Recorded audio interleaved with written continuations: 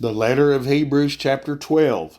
Therefore we also, since we are surrounded by so great a cloud of witnesses, let us lay aside every weight and the sin which so easily ensnares us, and let us run with endurance the race that is set before us, looking unto Jesus, the author and finisher of our faith, who for the joy that was set before him endured the cross, despising the shame, and has sat down at the right hand of the throne of God.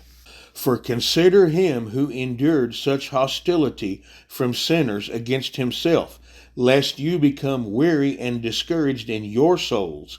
You have not yet resisted to bloodshed, striving against sin, and you have forgotten the exhortation which speaks to you as to sons. My son, do not despise the chastening of the Lord, nor be discouraged when you are rebuked by him. For whom the Lord loves, he chastens, and scourges every son whom he receives. If you endure chastening, God deals with you as with sons. For what son is there whom a father does not chasten? But if you are without chastening, of which you all have become partakers, then you are illegitimate and not sons. Furthermore, we have had human fathers who corrected us, and we paid them respect. Shall we not much more readily be in subjection to the Father of spirits and live? For they indeed, for a few days, chastened us as seemed best to them, but he for our profit, that we may be partakers of his holiness. Now, no chastening seems to be joyful for the present, but painful nevertheless. Afterward it yields the peaceable fruit of righteousness to those who have been trained by it.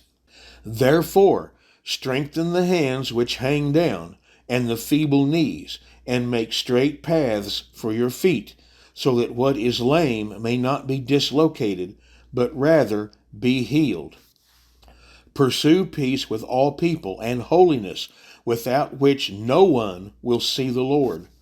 Looking carefully, lest anyone fall short of the grace of God, lest any root of bitterness springing up cause trouble, and by this many become defiled, lest there be any fornicator or profane person like Esau, who for one morsel of food sold his birthright. For you know that afterward, when he wanted to inherit the blessing, he was rejected, for he found no place for repentance, though he sought it diligently with tears. For you have not come to the mountain that may be touched, and that burned with fire, and to blackness, and darkness, and tempest, and the sound of a trumpet, and the voice of words, so that those who heard it begged that the words should not be spoken to them any more. For they could not endure what was commanded. And if so much as a beast touches the mountain, it shall be stoned or shot with an arrow. And so terrifying was the sight that Moses said, I am exceedingly afraid and trembling. But you have come to Mount Zion, and to the city of the living God, the heavenly Jerusalem, to an innumerable company of angels, to the general assembly and church of the firstborn, who are registered in heaven, to God, the judge of all, to the spirits of just men made perfect, to Jesus, the mediator of the new covenant, and to the blood of sprinkling that speaks better things than that of Abel. See that you do not refuse him who speaks. For if they did not escape who refused him who spoke on earth, much more shall we not escape if we turn away from him who speaks from heaven, whose voice then shook the earth. But now he has promised, saying, Yet once more I shake, not only the earth, but also heaven. Now this, yet once more, indicates the removal of those things that are being shaken, as of things that are made, that the things which cannot be shaken may remain.